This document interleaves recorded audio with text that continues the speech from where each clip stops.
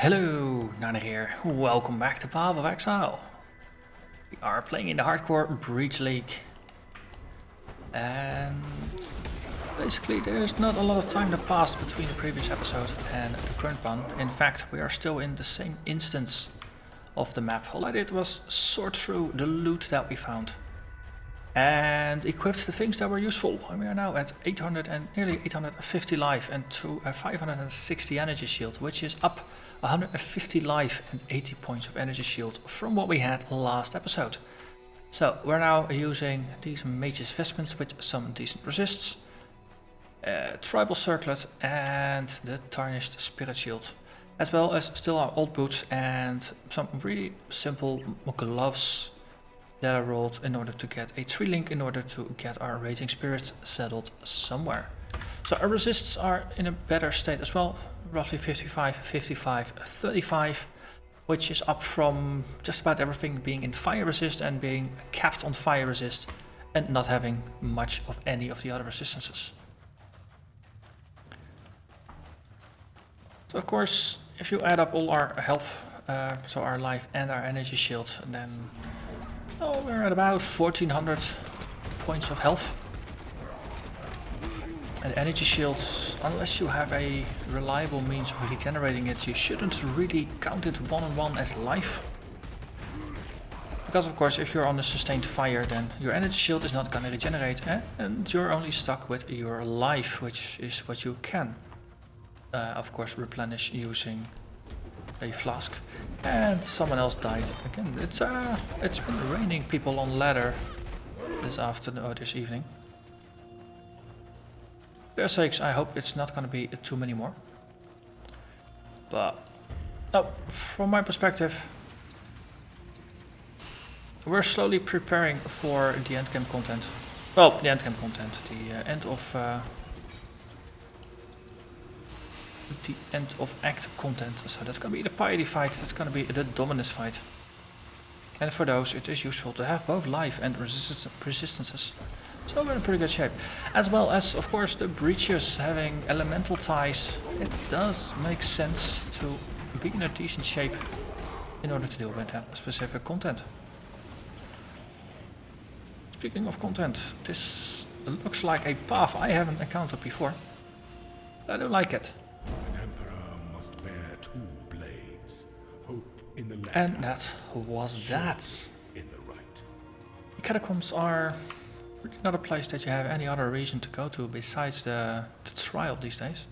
So we're pulling out, and that's gonna be it. In Cruel and Merciless, of course, this is one of the creepy places that you can visit in order to farm for useful divination cards. Not entirely sure. Hey, I saw purple swirlies. Yes, I saw purple swirlies. That means there is a hand nearby. Our many breach-handed streak continues. Ooh, and the Chaos Orb. That's why go after divination cards for the Chaos Orbs if you can just find the Chaos Orbs themselves. Of course, that's not something that you can force, but being lucky in your finds is still being lucky in your finds. Still running around with Bone Offering. Haven't entirely decided yet. I'm still thinking of taking Flesh Offering, but I was so focused on gears I didn't really think of switching out the gems.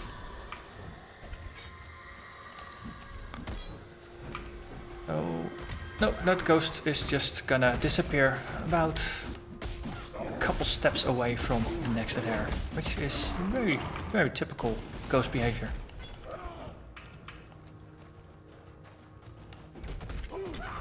But one of the upsides, of course, of still having Bone Offering is that we have a more defensive setup, so that we will keep our minions alive longer during the breach. We might not be killed faster, but of course dead minions don't deal damage either.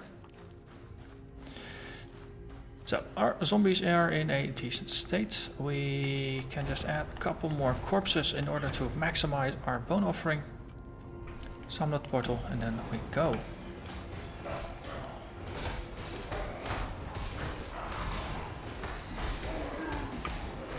refresh the totem. Do the bone offering. There's a hand here.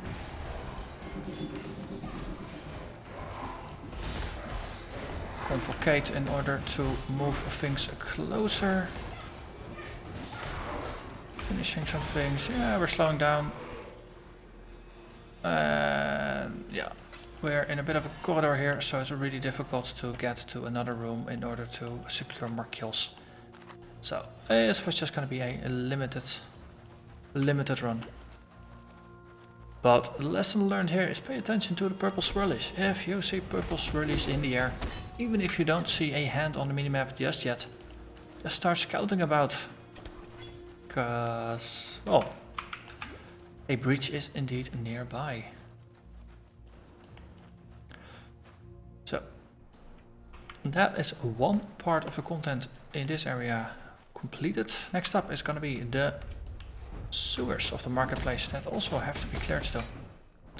That's going to get us a bust for a Vitario. No, not for Vitario. It's one of Vitario's secrets. Hargan wants them. And after that, we can move on to the Battlefront. Let's see. So the marketplace had the Assassin's favorite divination card. The Battlefront will have the Traitor, and if you get 4 of those, you have a chance of finding. Then you will get a corrupted wand, a unique corrupted wand, that is. So only needing to find 4 of those makes it slightly more reasonable than the Assassin with 9 pieces. Of course, if the relative drop frequency is different, then just simply comparing numbers doesn't mean a lot. In terms of corrupted wands, or just wands in general that might be useful for this build. Another one died. Ooh, solo self-found. That's really too bad. But the Midnight Bargain and the Eclipse Solaris are potentially useful. Now if we find them, then we will probably end up using them, but it's not stuff that we will specifically be looking for. Midnight Bargain is a bit of a buff to your minions, gives you more minions, but it also reserves 30% of your life, which is quite a chunk. Though given the fact that we are going to be focusing on energy shield, makes that less of an issue for us, especially later on. Especially now once we are slowly pushing towards the point where we want to go with chaos inoculation anyway, then having a bit less life and a bit more energy shield might actually be useful. The Eclipse Solaris, I believe it causes blindness to all the enemies that are nearby, so it serves as a defensive thing, not really as a utility thing. So we got the bust and we got a breach, so let's do the pre-breach check. Let's just pop down a bunch of corpses that we can reuse, put a portal down, warm up a couple of these skulls, and then run in and keep casting. Okay. I don't like it here. I really don't like it here.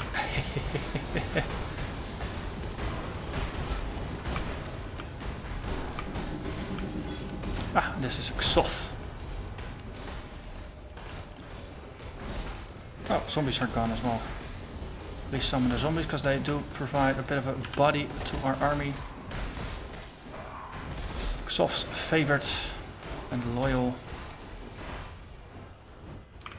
That was that. So, not a lot of opportunity to run far away. But with all those monsters coming towards us, didn't really feel very strongly compelled to go for quite far. Because as I say, well, staying alive is more important than running after every little thing. And especially with our builds, moving around means that our minions are going to be repositioning. And they'll be choosing new targets and things like that. And since they're already kind of scattered, look, another hand. Yeah, of course, it pays more attention to, it's more useful, I suppose, to stay close. Because then at least the minions can finish killing whatever they're trying to kill. Okay, warm up and let's go. Witch ring. That's also an old unique. We're full on stuff, so let's just hide items here.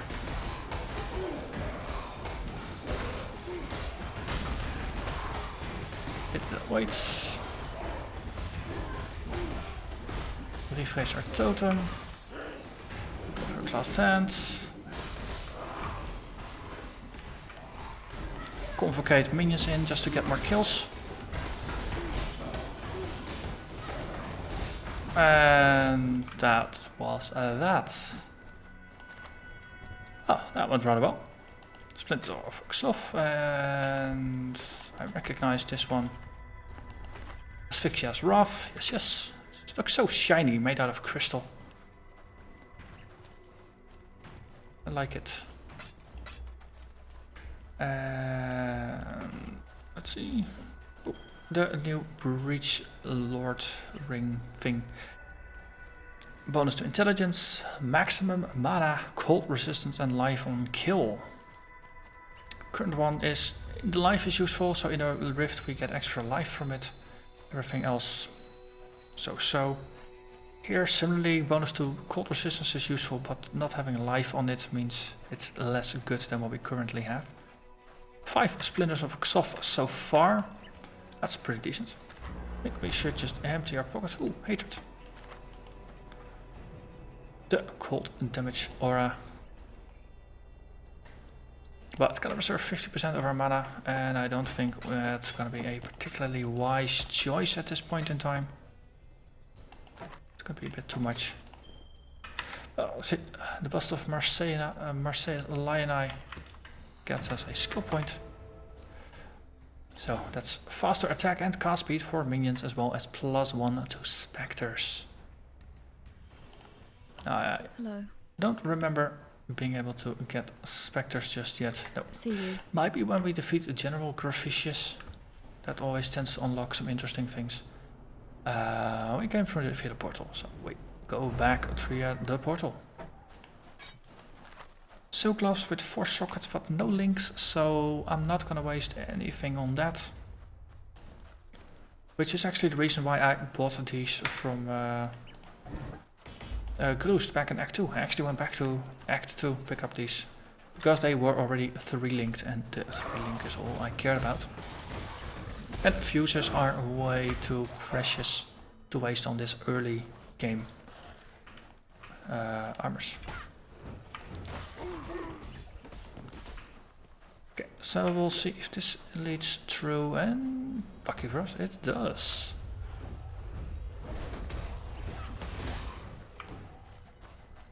Okay, no real monsters wanted to play ball, so we might as well just go through to the Battlefront, tag the waypoint, and then move onwards to the docks.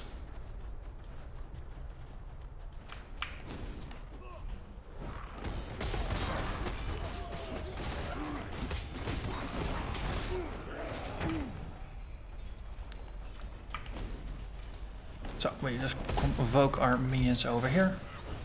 Bit of a nasty surprise for all the enemies. Take a couple steps back.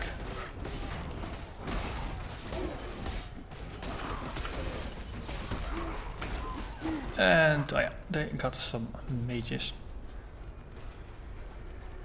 Hey, and I see another hand. At the same time I noticed the purple swirlies on our screen.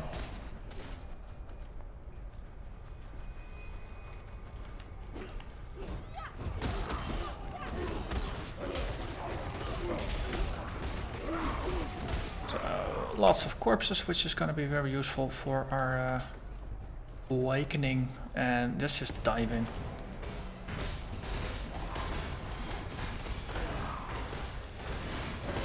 Okay, let's see if we can. Ooh, this guy, you are gonna be my target. Let's resummon our portal. Yep.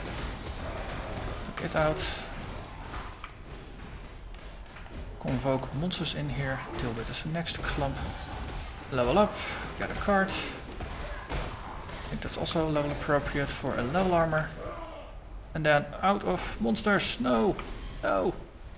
There, convoke, kill, kill, kill. Get him! Yes, haha! Last moment. No, no shards. Sad pandas all around. But we did get our second card. A generic life armor.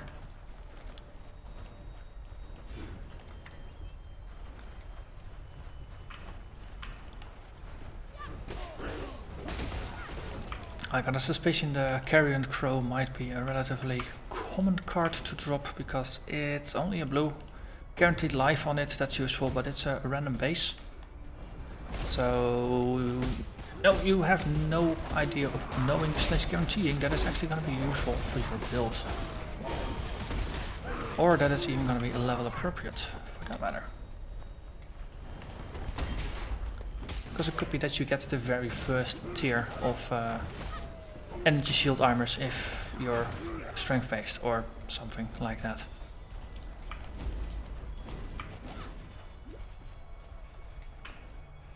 Okay, so we tagged the waypoint, which, what I understand, is actually supposed to be in that place now, rather than being more randomly located. So it's easy now to move onwards to the docks. So let's see, the docks will have lucky connections as it's a divination card that can drop in normal. And if you get 7 of those, then you get 20 orbs of fusing. And especially fuses. They are, no, if you want to get some higher amounts of links, then you might potentially be using hundreds of fuses. No, for a 5 or a 6 link. So a divination card set that will actually get you 20 fuses is pretty tempting. Question, of course, is how many are gonna drop? But the fact that it exists means that you have at least a specific location to farm if you are interested in fuses.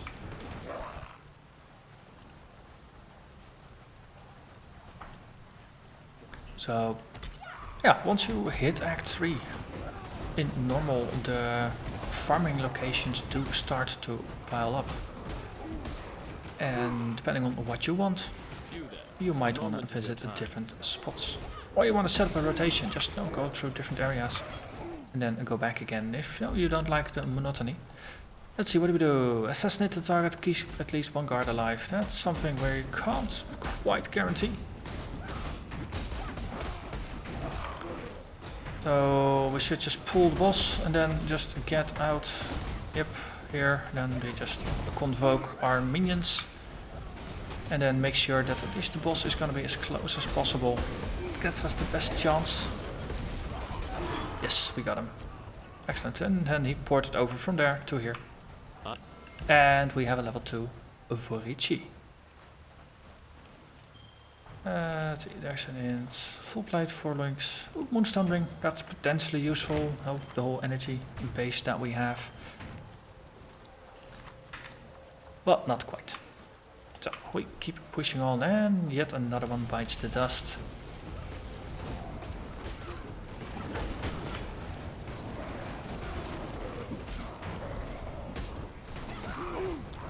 So all of our minions are still alive.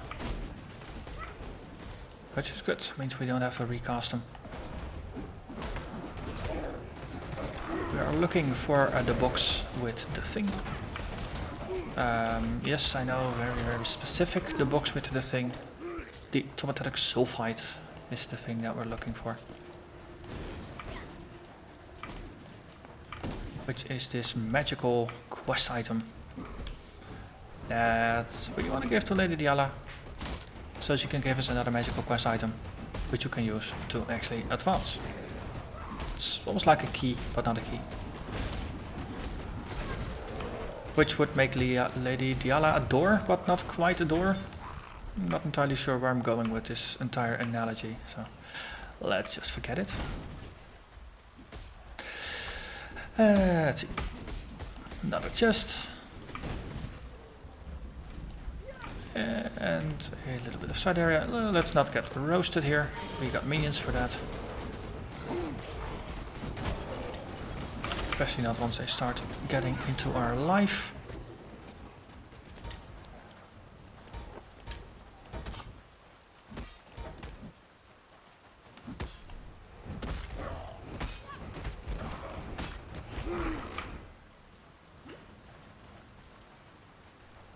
And I think we have at least reached something here.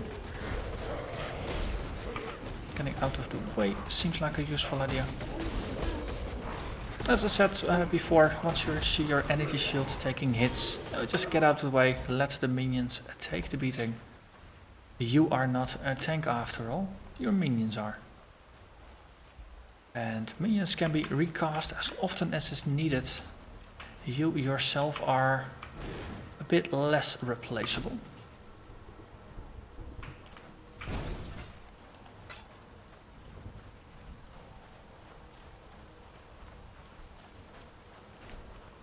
Okay, lots of stuff happening here. We got the Revenant, the guaranteed unique of the area over there, doing its whirling dance of death.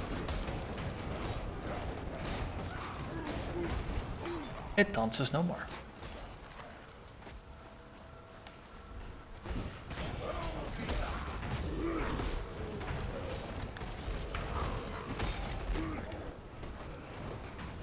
Look at those skulls zipping about.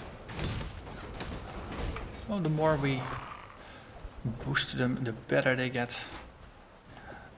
Is there a way to salvage this? Okay, there's no inventory. Tetris will just get rid of the things into our stash. And then we move on.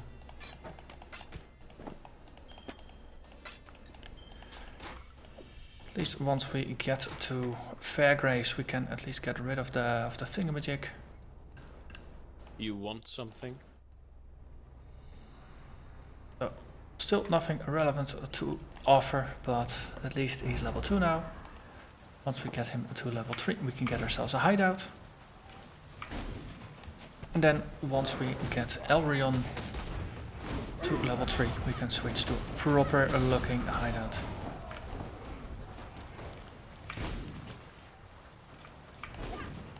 And there is the Tomatetic Sulfite.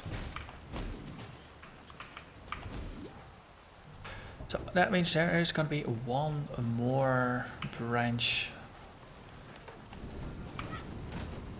where we have to go in order to find Fairgrace.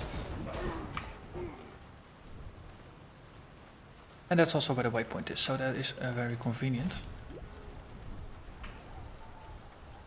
So I wonder if certain areas will have a higher density in breaches than other areas. And as such, if you want to farm breaches, if that's going to be area specific, or if some areas will just have a better layouts that are more conducive to it, for example. I mean, the docks being relatively open is useful. On the other hand, it's not completely open. You do have these pathways. I can imagine a very open area like the dried lake being a rather useful place to farm breaches. So I wonder if the spawn rate of breaches there might have been adjusted down because it's such a popular spawning location, such a popular farming location, or if things are truly random and maybe just time-based.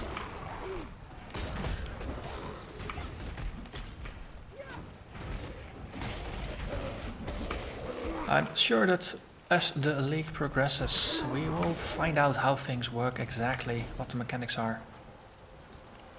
Hello, Fairgrace. Not often that I say it, but I'm happy to see you, because now I got more space in my inventory. So I've got all this large gunk for Lady Diala, and we definitely want to get rid of it. So, that takes us to the end of this episode. Next episode is gonna be Solaris Temple O'Clock, but that is gonna be next episode. So for now, I'm gonna thank you very much for watching, and I'll see you again next time. Bye bye.